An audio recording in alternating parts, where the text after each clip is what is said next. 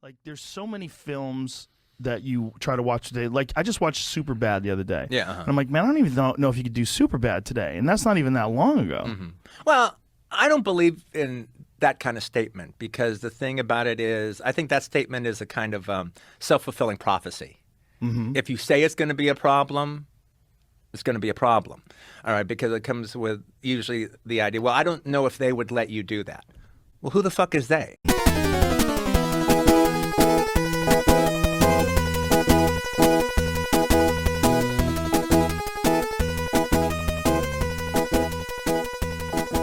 That clip from Joe Rogan reminds me of so many conversations I've had with people of earlier generations, usually Gen Xers or Boomers, about our favorite comedies. And if you've had similar discussions, then you know that it's only a matter of time before someone mentions the incredible film Blazing Saddles, directed by the venerable Mel Brooks.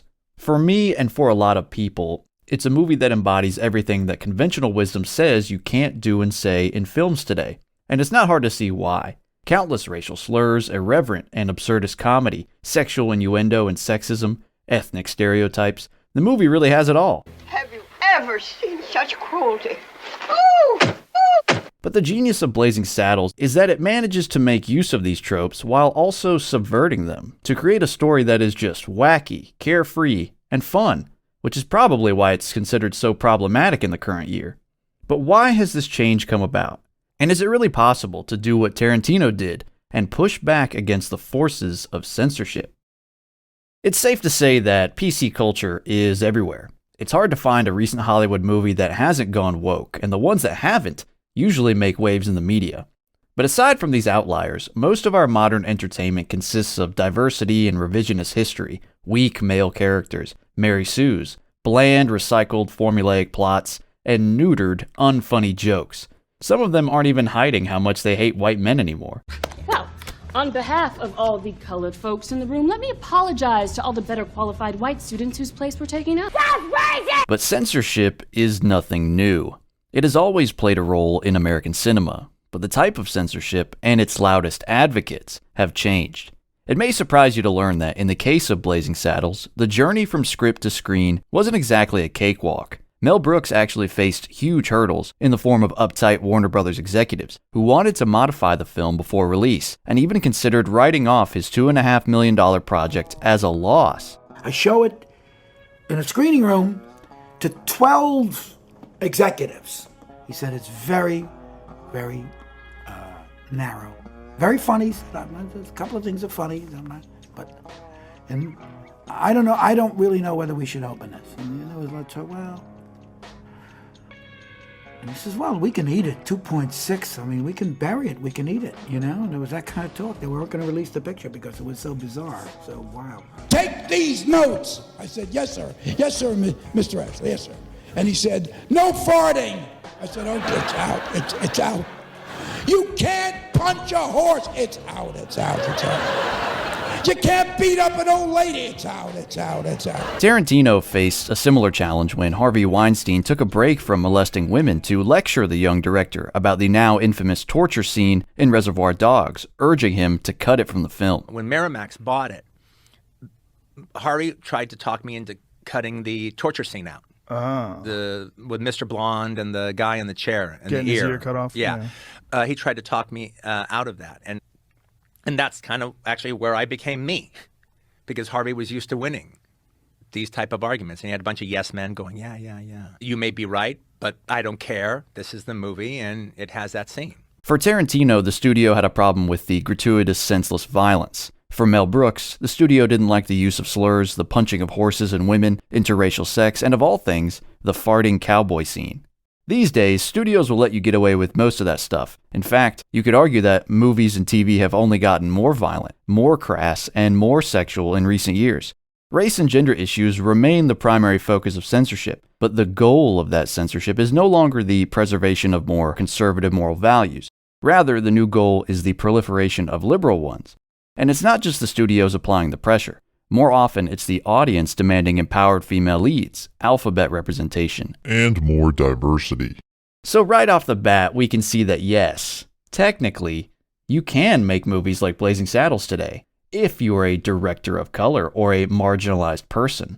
And so long as you make fun of the right groups and preach party-approved messages and use your skin color or genitals as a shield against criticism, you can basically do what you want. Because it's not racism or sexism in general that has condemned many old films, it's the target. And in today's world, so long as your target looks like this, then by all means, fire away. But for filmmakers who don't check the proper diversity boxes, compliance with PC culture will be the deciding factor in whether or not their work makes it to the big screen. The rise in political correctness has 3 explanations, all coexisting in the same industry. The first is what you might call activism. It stems from a desire by studios and the artists themselves to change the culture. They actively want to reshape commonly held views and social norms. And when we are at a loss amidst the hypocrisy and the casual violence of certain individuals and institutions, we will punch some people in the face when they seek to destroy the meek and the disenfranchised and the marginalized. And we will do it all with soul. The second is a form of appeasement. Simply go with the flow, adhere to the popular politics, and avoid bad publicity. Easy, right? And since progressive ideology is seen as cool and safe, this is what studios, writers, and producers will default to. But I think what motivates most of this religious adherence to the progressive message and outright censorship, self-imposed or otherwise, is, of course, our third explanation: money. Most people aren't screenwriters or film directors, and most people don't own production companies or walk around with millions of dollars in their pocket, just waiting to invest in the next feature-length woke dumpster fire. But most people do watch movies. Obviously, the consumers of film outnumber the producers of film. They always have. And when the consumers want something or get mad about something, their voices can get loud. Couple this with the fact that entertainment media has grown steadily over the last century, becoming a gigantic industry with bigger budgets and greater financial risk. And it's easy to see why Hollywood has tried to cater to the political left. To do otherwise could cost them millions of dollars, if not tens of millions, and could threaten the success of future investments in the form of merchandise, licensing agreements, sequels, or the dreaded cinematic universe. In today's hyper-connected world, it's easier than ever to make your displeasure known and tank a $100 million film, but back in the good old days, it wasn't like that at all. And that's one of the biggest reasons why it's harder to make movies like they used to. The best example of this might be the 1946 Christmas classic, It's a Wonderful Life, which not only failed to resonate with critics, but it barely broke even at the box office. Over time, however, it grew to become a staple of TV marathons during the holiday season, alongside A Christmas Story, another sleeper hit and one of my personal favorites. Now ask yourself this: had these movies been made in the age of social media, when millions of potential audience members could react to news about casting, production, leaks of the script, on-set video, and images from the actors themselves, and any trailers released before the film's debut, would they have looked the same? Would knowing the severity of the public's reaction influence the production itself, and therefore jeopardize a huge investment before it even hits theaters? It sure could. Take The Wizard of Oz, for example. Imagine the outcry over the undignified use of dwarves. Little people. The lack of diversity, the huge expensive color film, the money for which could have been redistributed to the poor or underpaid actresses. Or the cast's exposure to asbestos and allergy-inducing face paint. And that old tale about the actor that hung himself on set? Boy, Twitter would have had a field day with that one. But Dan, some of you might say, even if social media had existed back then, the modern people that use it wouldn't have. It's not exactly a fair assessment. This is a fair point. So which came first, the chicken or the egg? Social media or the snowflakes that use it? One could argue that our level of technology and elevated standard of living is what has made us so soft, socially inept, depressed, and boring. It's no wonder so many of us jump at the chance to join our online followers in ridiculing a work of art we haven't even seen or heard yet. We're just in it for the dopamine hits, the sense of belonging, and the hard-fought triumph over adversity that we lack in our real lives. Complaining about the terminal list may seem like a far cry from hunting a mammoth or defending your tribe from invasion, but psychologically, they fill the same role. Back when you could make movies like that, you made them because the critics were few, and if you never read their reviews in the paper, you never had to think about them. No Twitter feed, no Rotten Tomatoes, no awful online rags running awful stories about you and your awful movie, no 24-hour news cycle, And unless some unhappy fan approached you on the street, you could mostly avoid any bad press from impacting your day-to-day life. And I'd also argue that, regardless of how outspoken critics and audiences were, producers and even consumers had thicker skin in decades past. I mean, just think about identity politics for a second, and how it ruined comedy. Hard to believe, but there was a time in Western history not too long ago when people didn't define their entire existence by their gender or race or sexuality. There were other important things that defined them, so when you made a joke about those things, it didn't hurt people so bad. They could laugh it off because they were more than just black or gay or a woman. That's why movies like Blazing Saddles are so funny to normal people whose identities are more complex, and so offensive to those whose identity is so narrowly defined. Haha, those rednecks are so racist and dumb. What a funny movie. Keep the N-word out your fucking mouth.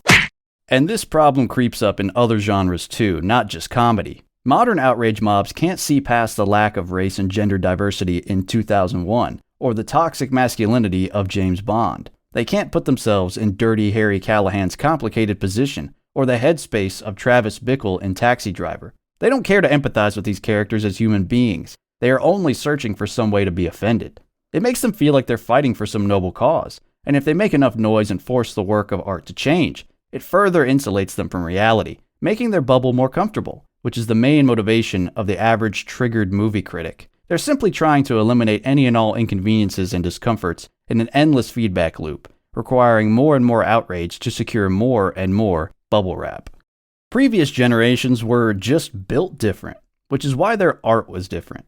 But does this mean that we can never go back?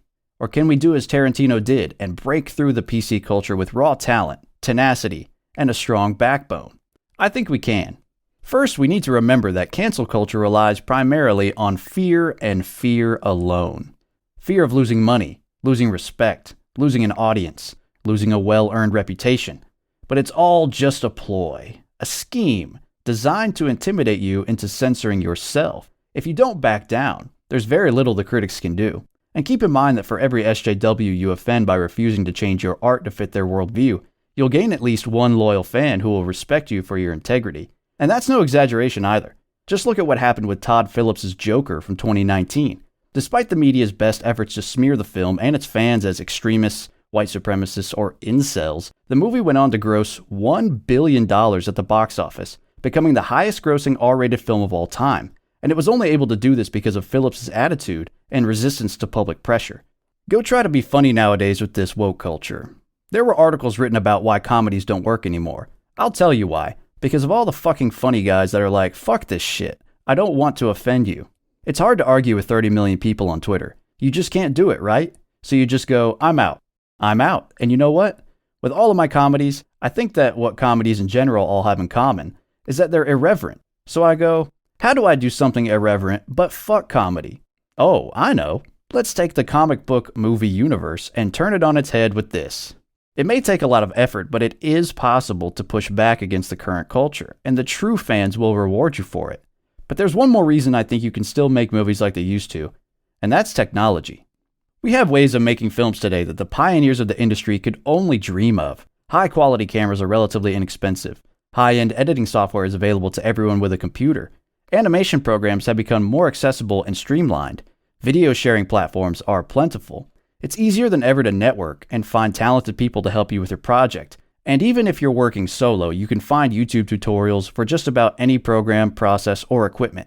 And if you think a solo project can't grab people's attention, consider the success of Bo Burnham's recent film, Inside. It's literally him alone in a room during the pandemic, making songs and stupid sketches for 80 minutes. And it won all these awards. To top it all off, crowdfunding has revolutionized the financial side of filmmaking.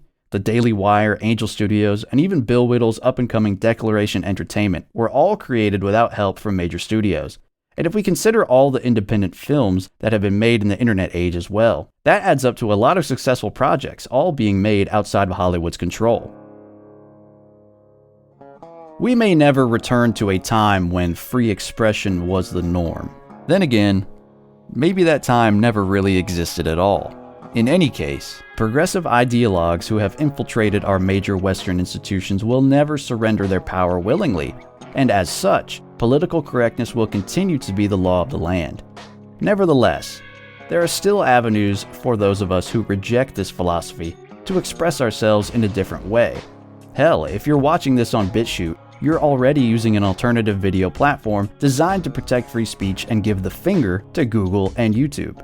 Nobody ever said that movie making was easy, and making them in an age when everything is controversial only compounds the problem.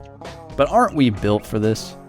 Aren't we made to rise to the challenge and overcome these obstacles through sheer will and creative genius? We're the ones who can think for ourselves. We are the ones who keep our minds and bodies in shape. We've learned from the greats, and we're accustomed to being different. So be not afraid of the woke mob.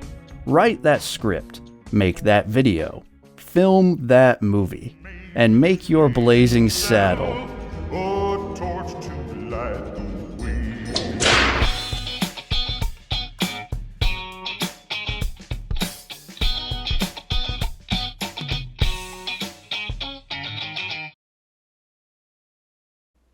Mongo only pawn in game of life.